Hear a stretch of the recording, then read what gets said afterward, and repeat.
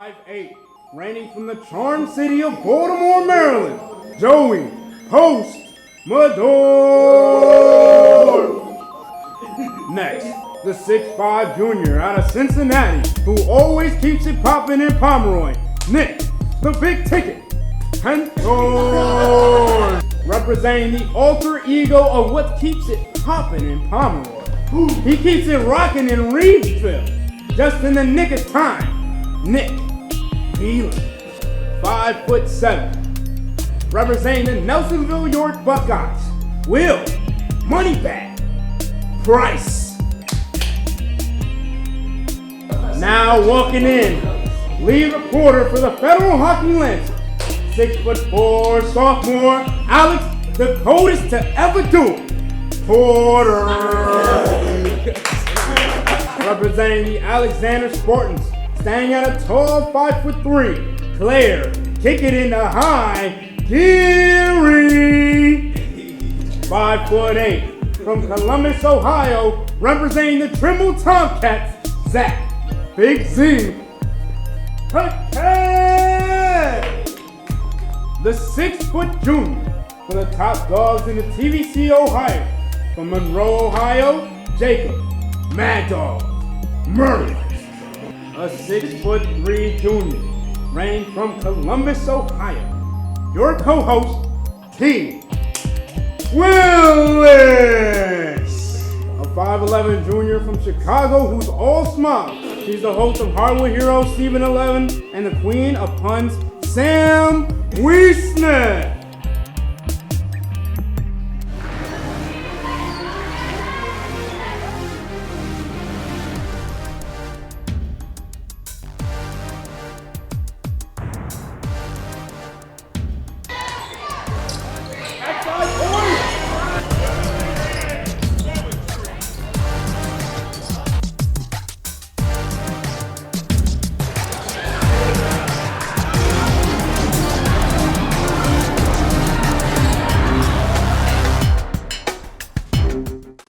Well, now that we've got our own starting lineup down, we're going to kick things off this finale with a bit of a treat for you. Honestly, I've been waiting for a segment with these two all season. We got Athens and Meg's lead reporters Joey Mador and Nick Henthorn to debate the better duo in the TVC this year. I've been waiting all season to argue with this guy on camera because, quite honestly, I'm sick of hearing Meg's gang every 5 seconds. Well, I hope you're ready to hear even more right now because I've got some Meg's guards to talk about Weston Bear and Coulter Cleveland. All right, I'll start us off. And first of all, I love Braden Markins and Braden Whiting. They're great players, but this has got nothing to do with them. The bottom line is, I don't think any duo can top the Marauders' Weston Bear and Coulter Cleveland. This isn't just me talking, they got the skills and the accolades to back it up. Recently, Bear received Ohio District 13 D3 Player of the Year, and Cleveland, only a sophomore, got honorable mentions. Anywhere on the court, defenses have to key in on both these guys. They will score from anywhere and any way. Box scores from other players get once a season, they get them once a career. These guys are getting those scores every week. These stats speak for themselves. Bear and Cleveland combined for 45 points in a win against Alexander, combined for 51 in a January game against VC, and combined for 40, including 6 threes, in a win against your Bulldogs. I could list huge games like this all day. We've got to get on with the show. The point is, no tandem in our coverage can match what these two can do with the ball in their hands. Henthorn, your nickname is the big ticket, but you're big tripping on this one. Let me talk to you about Braden Markins and Braden Whiting on this one. Markins' stats this season, 16.2 points per game, 50% from the field, 7 rebounds, and 3 assists per game. Braden Whiting, 16.6 points per game, 7 rebounds, and 2.5 assists per game. Fortunately, everyone was doubting this Athens team, picking to be lower than the top 3 in the conference, and they won it yet again for a second straight season. Both guys are just role players last year, and they improved their games greatly to lead themselves to another sectional and TVC Ohio title.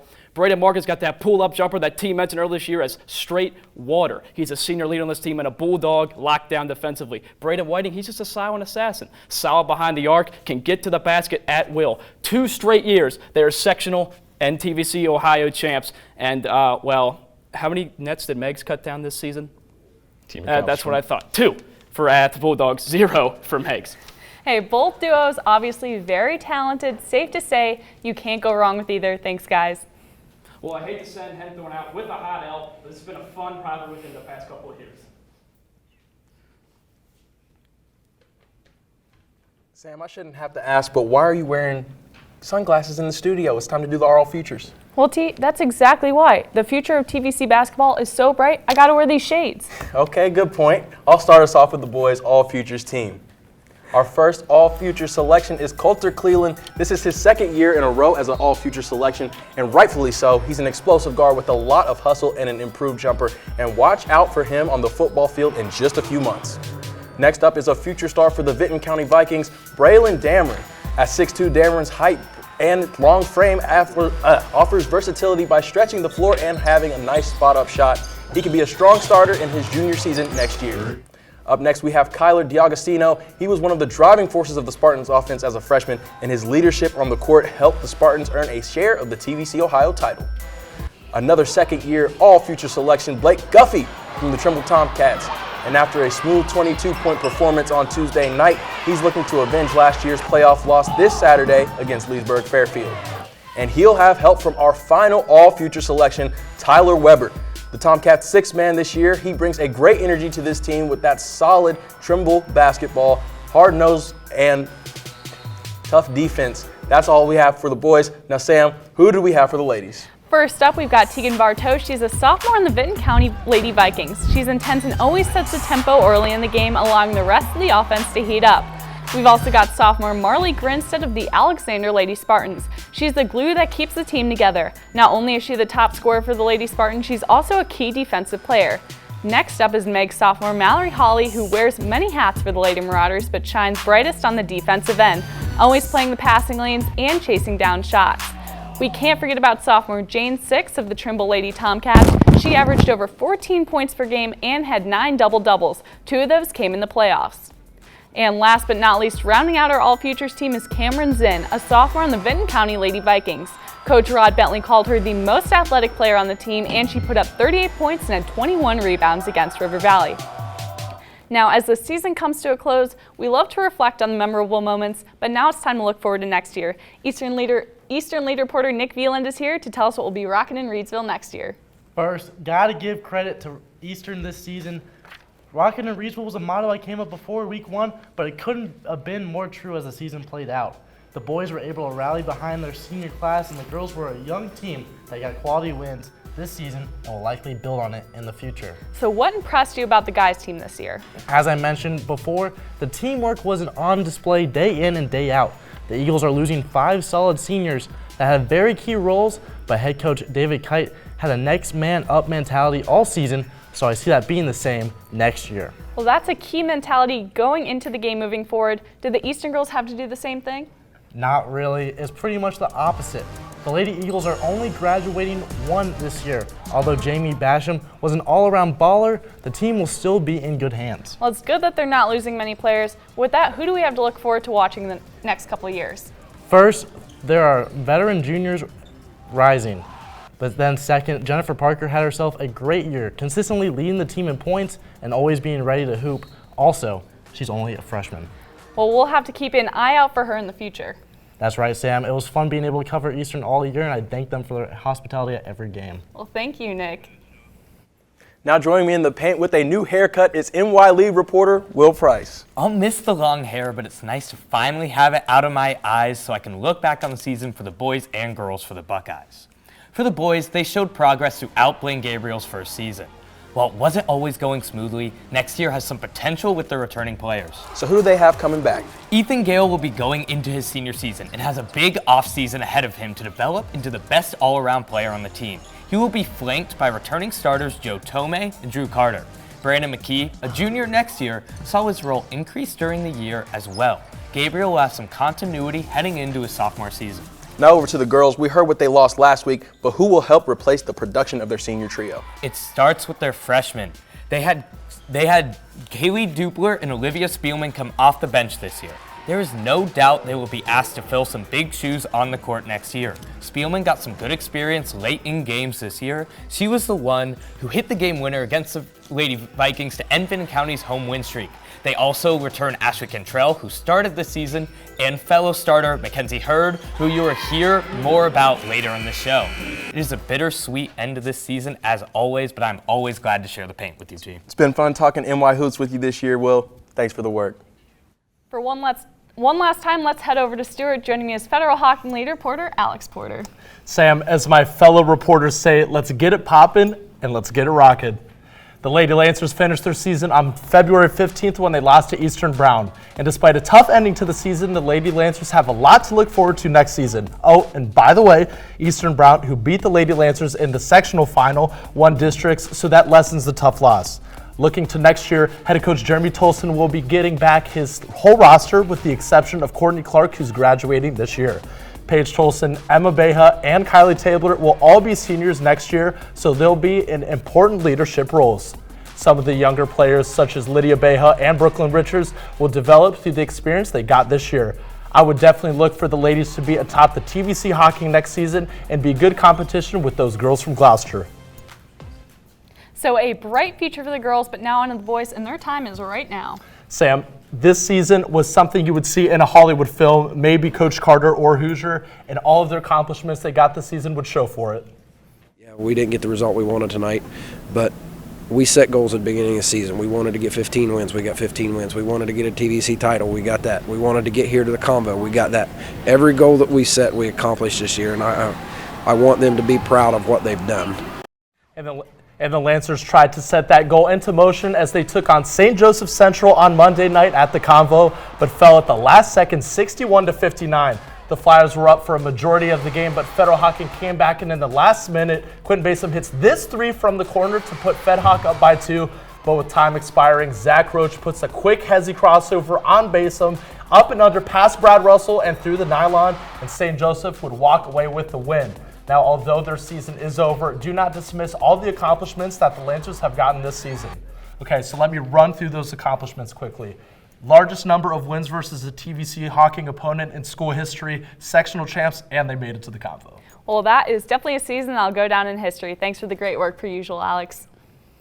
And for one more time with the Alexander Spartans lead reporter, I'm in this paint with Claire Geary. T, it's a bittersweet feeling to know we're at the end. But we aren't the only ones as the Spartans close their successful season. The boys team was a star-studded lineup featuring a whopping 9 seniors. This batch of strong players is what led the team to have a winning record, ending the season 16-7. Big contributors for the squad include Caleb Terry, who is the champion of rebounds, and Caleb Easley, who kept the ball moving forward. Plus, the team had Trey Schouler and stepping up in place of J.K. Kearns and Luke Chapman, who was the man on defense. All of these players and so many more had long 3 balls and drives in the paint with a combination of scripted plays. Their chemistry was undeniable, but the future holds bright for the Spartans as Kyler DiAugustino will be left to take over in the alley.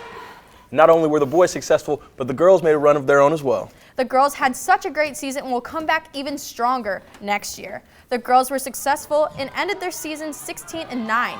Even though the team lost their lone senior Taylor Meadows, the young-blooded Spartans have a lot of talent under their belt going into next year. Sophomore Marley Grinstead paved the way for the team by being the rock when things got shaky and had a steady outside shot.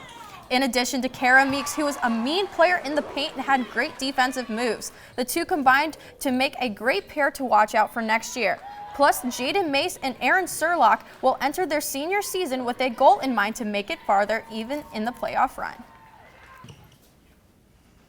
It was so much fun getting to cover Alexander and be a part of their Hardwood action. Claire, thanks for all your hard work this season covering the Spartans. And switching things over to the Hawking, I'm joined by Trimble lead reporter Zach Paquette. And Zach, I hear the Convo Cats are on the prowl yet again. Yes, Sam, the Trimble Tomcats took on the South Webster Jeeps Thursday night in the district semifinals at the Convocation Center. And this game was close from the start, with Trimble jumping out to an early 17-13 lead after one quarter. And from then on, this game was all Trimble as they cruised to the easy 68-38 win to advance to the district finals. The Tomcats seem to be clicking at the right time thanks to that very talented starting 5. Without a doubt, Sam, Blake Guffey and Braden Weber combined for 43 points on the night, and Tyler Weber has added more scoring since being added to the starting 5. Now a big test on Saturday, and these boys will be looking for a different result this time around. A big game, they're just used to that. But I guess if we have an excuse, it's the fact that last year we were sick going into the final. In fact, there were 2 days where we didn't even practice. We just watched films and so forth. We're not sick this year. So we're going to come back in.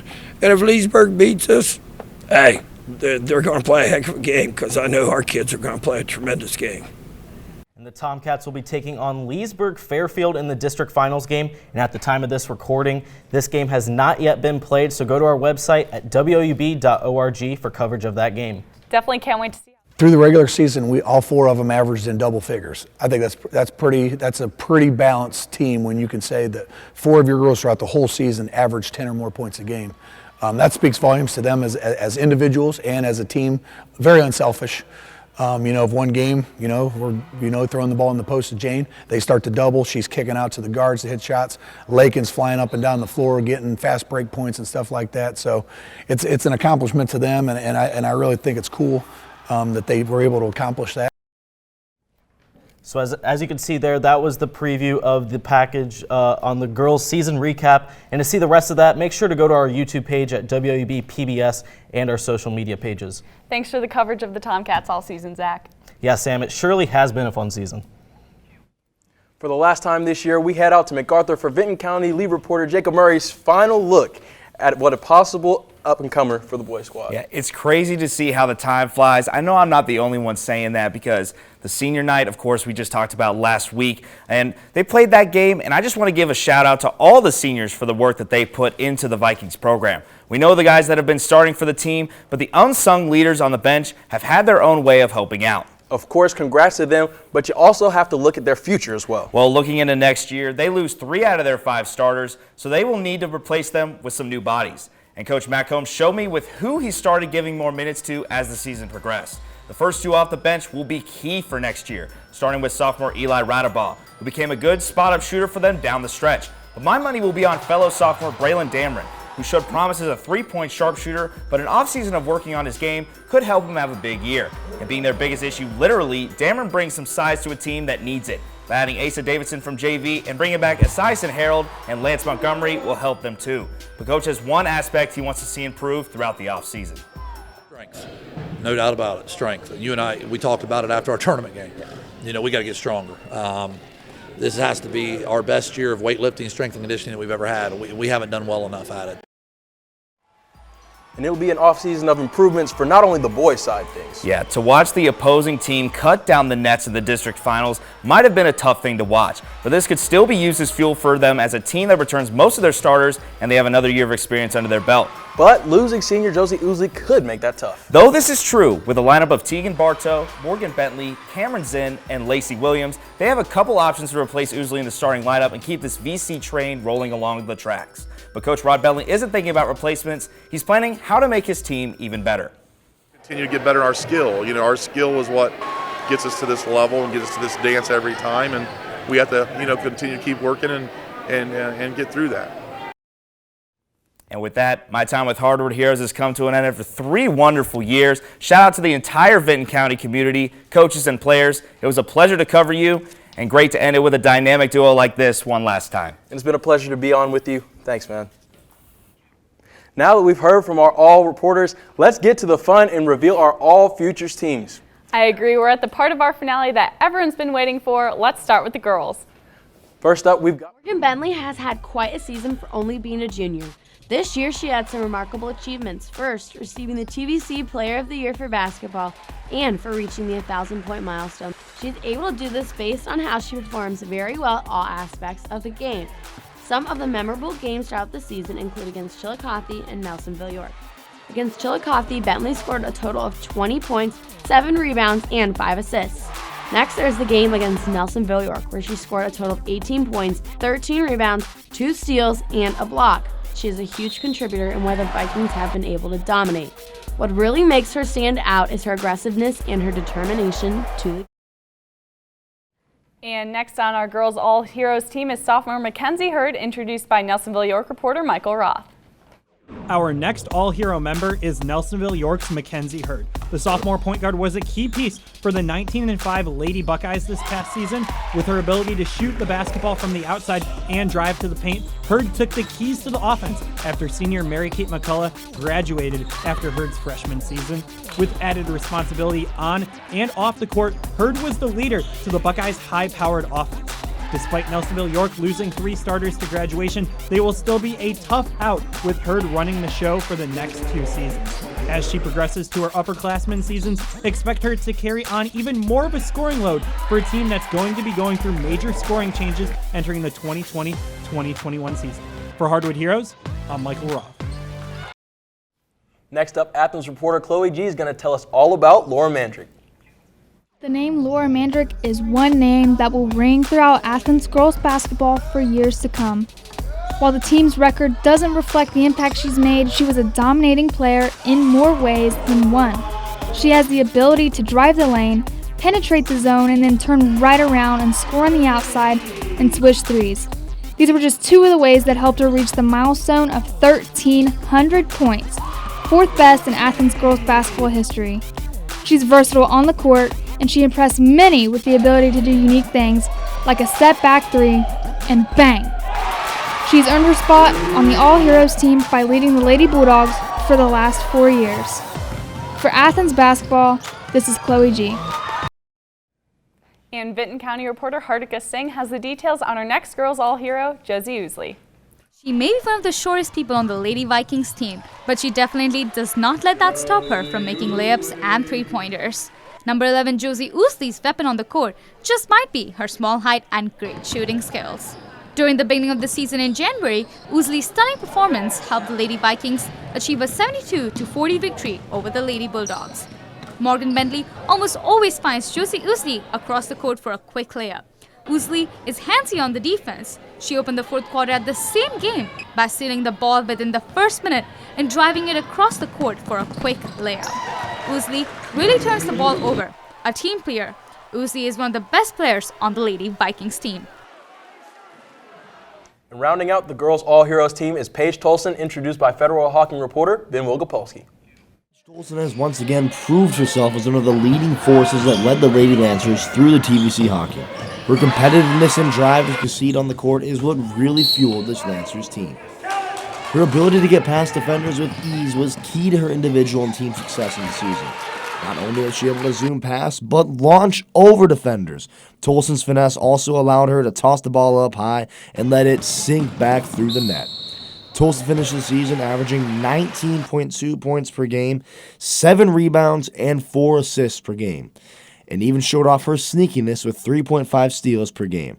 And that is all topped off with her ability to rock her opponents to the floor with some killer hands. Congrats to all of the athletes who made our girls All-Heroes team. Now let's move on to the boys. Starting things off is once again Vinton County reporter Jensen Neck to tell us all about Gavin Arbaugh. Gavin Arbaugh finished his last season with the Vinton County Vikings on a high note. He is a versatile player which really opens up opportunities for his teammates. Some of the memorable games throughout the season include his games against Nelsonville York and against Athens. Against Nelsonville York, Arbaugh was dealing with an ankle injury, but still managed to rack up 13 points and 7 assists. This shows his determination to the game and how he is always trying to put his all out on the court. Next, there is the game against Athens where he scored a total of 29 points. Arbaugh typically averages around 17 points per game. Although he is a high-scoring player for the Vikings, he is also well-respected by coaches and players, which really explains why Gavin Arbaugh is overall a well-rounded and great player. Next in the lineup, we've got Weston Bear, and Meg's reporter, Curtis Fader, emphatically breaks down his season. TVC Ohio Player of the Year. Now, senior guard Weston Bear can add 2-time All-Heroes team to the list of accomplishments in his illustrious career. As a 4-year varsity player for the Megs Marauders, Bear became the all-time leading scorer this season for both boys and girls in Megs history, scoring over 1,400 points. His mid-range J, forget it, the ball's going in. He'll drive to the basket and finish and pull up from 3 at will. Add a sick handle to the mix, and now he's unguardable. Coaches across the league have to game plan for number 20, but Bear still makes them pay. An amazing season and an amazing career. Weston Bear leaves with his name etched in history from when he wore the maroon and gold. And following him is Garrett Behringer, introduced by Eastern reporter Dylan Thompson. Starter for the Eagles, Garrett Behringer, had a great season for Eastern, hitting 1,000 points and making the All-Heroes team twice. Behringer is a bona fide bucket in the TVC. Dominant in the paint and smooth from the mid-range, Behringer is the whole package. Whether it be dribbling it up the court or posting it up, G-Money can do it all. And did I mention that Behringer also has that range on him? Hitting from beyond the arc consistently all season, it's just all around tough to guard this guy. With Behringer's giant presence down low, he makes everybody think twice before going into the paint, or at the very least, everyone has to adjust their shot. Stepping this game up every year, Mr. 1K Garrett Behringer is the definition of being heroic. Next up, we have Federal Hawking reporter Joe Collins with all the info on Brad Russell. Russell was easily one of the most dominant players in the TVC Hawking. The senior stands at 6'5", a good 3 inches taller than the next closest player on his team. Russell was an instrumental piece in the Federal Hawking Lancers' success this year, which culminated in a 19-5 finish and the Lancers' first TVC Hawking title since 2013. Russell averaged a double-double for the season with 14 points and 10 rebounds per game. He was most effective in the paint, and most of the time got his own rebounds to put back. His ball vision and ability to make plays is second to none. Russell not only exemplifies what a great basketball player is, but also what a great teammate is. He's extremely humble and always credits his team as the reason for his success. Russell ends his career as one of the best players to ever don the Lancers uniform. And rounding out that final spot on our Season 11 Boys All-Heroes team is Braden Whiting, introduced by the one and only Athens reporter Jack Demler. Whiting has been a major shining spot for the Bulldogs this season. As a junior, he's transformed his role from a simple role player to a true leader. He would consistently be one of the team's top leading scorers.